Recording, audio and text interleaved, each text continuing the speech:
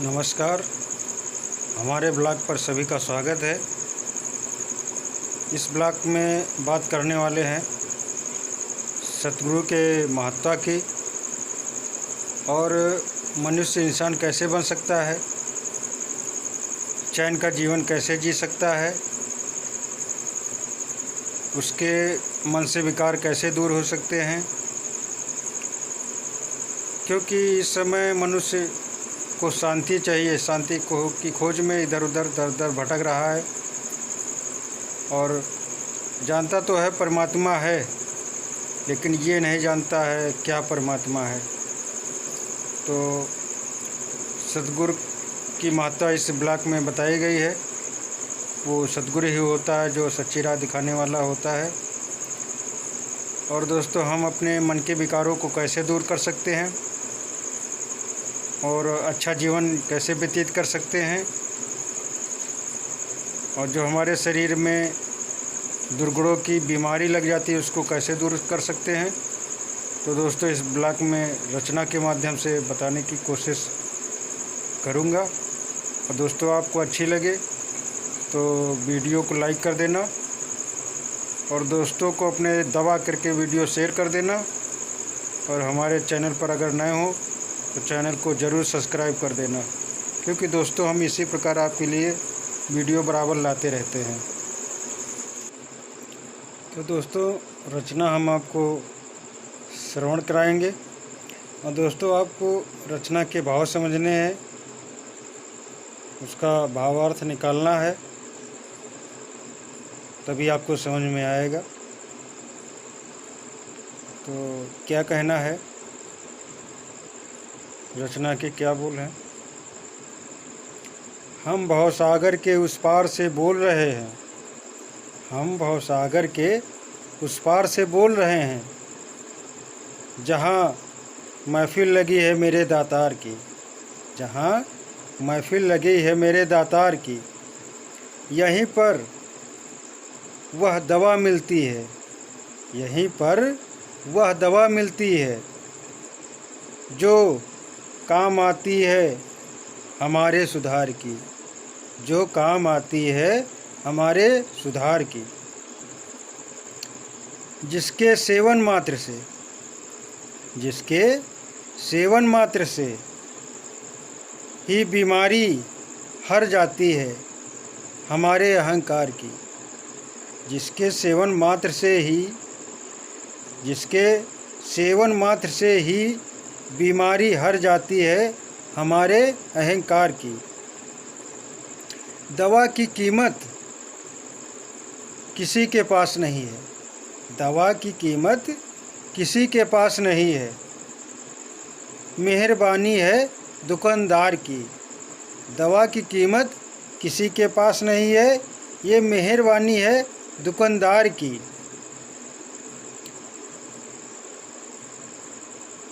ये दया का सागर है, ये दया का सागर है, इसका शुक्र गुजार करें हम। ये दया का सागर है, इसका शुक्र गुजार करें हम। सारी दुनिया संवर जाएगी, सारी दुनिया संवर जाएगी अगर अपना सुधार करें हम, अगर अपना सुधार करें हम। ये दवा हमारे हर मर्ज पर काम कर जाती है, ये दवा हमारे हर मर्ज पर काम कर जाती है। परहेज से रहें, परहेज से रहें तो ज़िंदगी संवर जाती है। ये दवा हमारे हर मर्ज पर काम कर जाती है, परहेज से अगर रहें तो ज़िंदगी संवर जाती है। निंदा बखेली से दूर रहें हम, निंदा बखेली से दूर रहें तो इसकी नशा चढ़ जाती है। निंदा बखेली से दूर रहें हम तो इसकी नशा चढ़ जाती है। अगर एक बार चढ़ जाए, अगर एक बार चढ़ जाए तो ज़िंदगी के साथ ही जाती है। अगर एक बार चढ़ जाए तो ज़िंदगी के साथ ही जाती है। अगर अपना सुधार करें हम, सारी दुनिया संवर जाएगी। अगर अपना सुधार करें हम। इस दवा का हर देश में व्यापार हो रहा है। इस दवा का हर देश में व्यापार हो रहा है, क्योंकि मानव के दुर्गुणों का हो रहा इसी से उपचार है।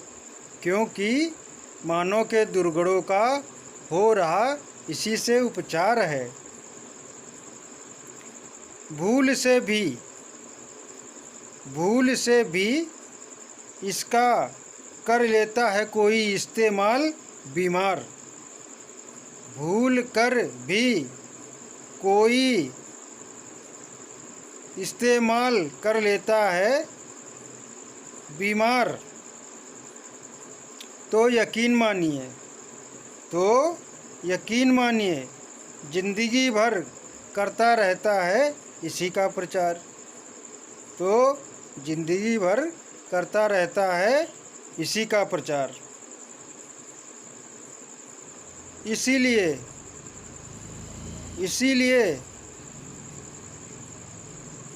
मानव लोगों,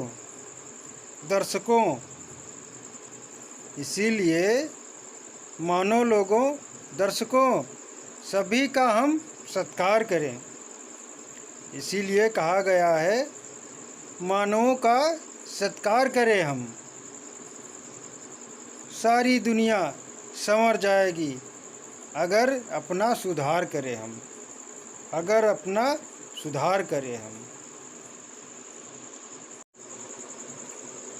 दोस्तों, रचना के भाव यही स्पष्ट कर रहे थे कि अगर मानव खुद को सुधार ले तो ये सारा संसार जो है ये सुधरा ही उसको नज़र आएगा। क्योंकि आजकल होता क्या है, दूसरों का बोझ लिए मनुष्य खुद घूमता है, दूसरे की बुराई करता है, ईर्ष्या रखता है, द्वेष रखता है, जलन रखता है, जिससे उसको न खुद शांति मिलती है ना तो दूसरे को ही शांति दे पाता है। दोस्तों, एक दृष्टांत याद आ गया तो सोच रहा हूँ आपको बता दें।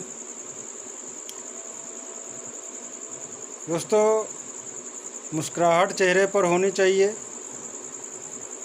खुश मिजाज जीवन होना चाहिए, तभी दोस्तों इस जीवन जीने का मतलब है। अन्यथा आजकल भाग दौड़ की जो ज़िंदगी है वो ज़िंदगी कोई मायने नहीं रखती है। धन दौलत चाहे जितना भरा हो, अगर आपके घर में शांति नहीं है तो दोस्तों इस धरती पर जीवन जीना बेकार है। तो एक दृष्टांत याद आ गया खुश रहने का और मुस्कुराने का, वही दोस्तों आपसे साझा करना चाहते हैं।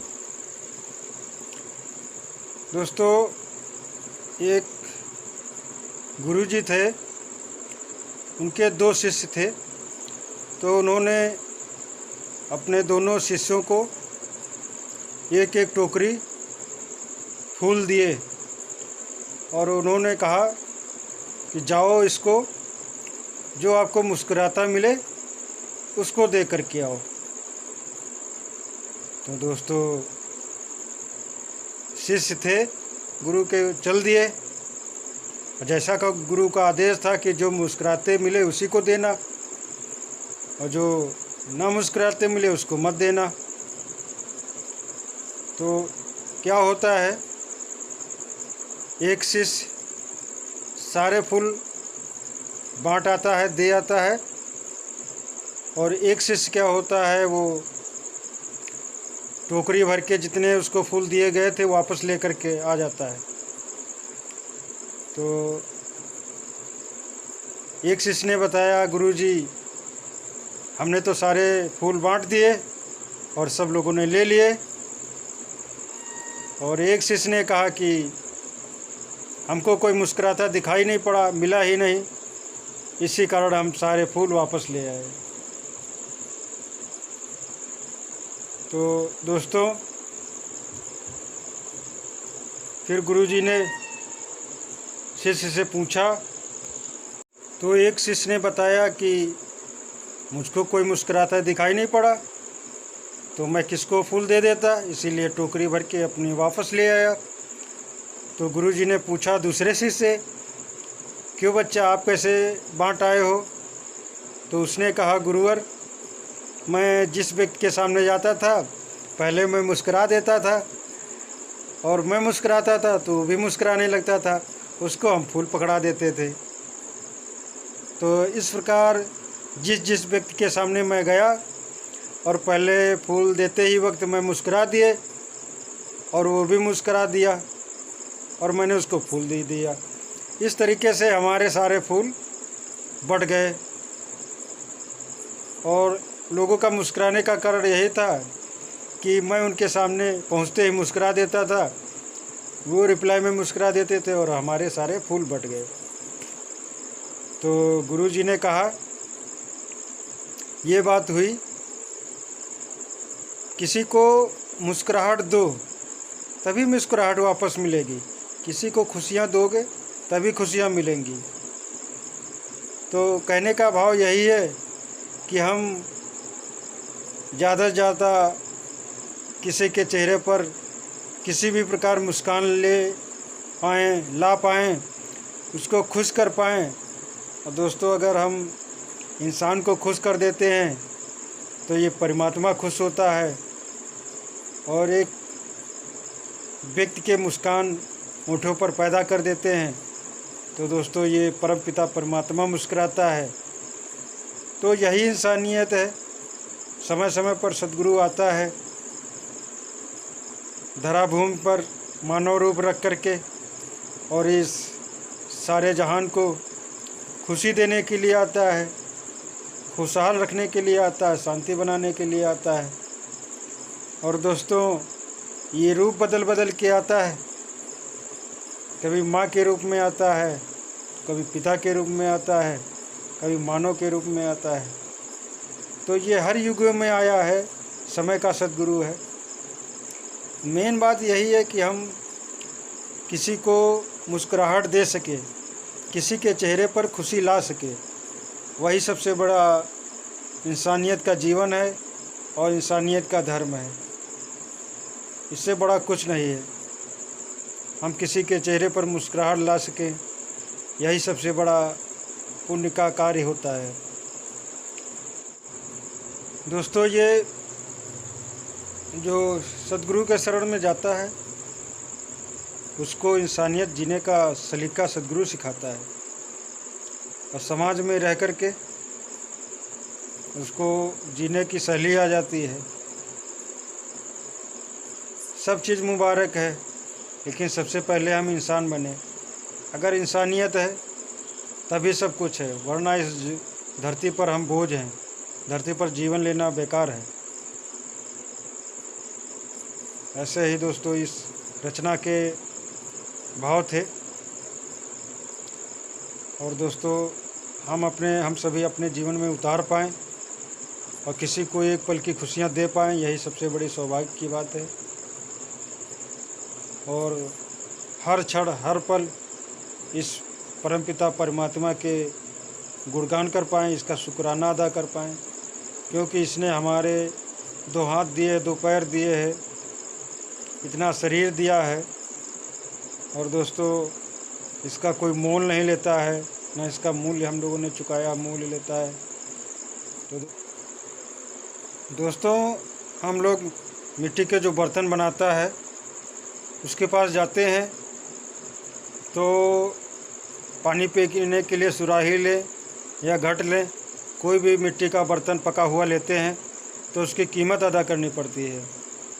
उसी प्रकार ये भी सृष्टि का रचयिता है, बर्तन बनाने वाला कारीगर, जिसको यहाँ कुम्हार बोलते हैं, ये भी एक कुम्हार है। इस कायनात का रचनाकार है। दोस्तों, जैसे उस बर्तन वाले के हम कोई सामान खरीदते हैं तो अदा करते हैं, तो इसका भी हमें शुक्राना करना चाहिए, इसका भी शुक्राना करके मूल्य अदा करना चाहिए, तभी हमारा जीवन सफल हो पाएगा। और दोस्तों 24 घंटा होता है, 24 घंटे में 1 घंटा इसके ज़रूर हमें गुणगान करने चाहिए और इसका शुक्राना करना चाहिए। तो दोस्तों आशा करता हूँ ये हमारा ब्लॉग अच्छा लगा होगा और इससे आपको कुछ जानकारी हासिल हुई होगी, भावार्थ समझ में आया होगा। तो दोस्तों वीडियो यहीं पर समाप्त करते हैं, अगले ब्लॉग में फिर मिलेंगे। तब तक के लिए जय हिंद, जय भारत, खुश रहिए, मुस्कुराते रहिए।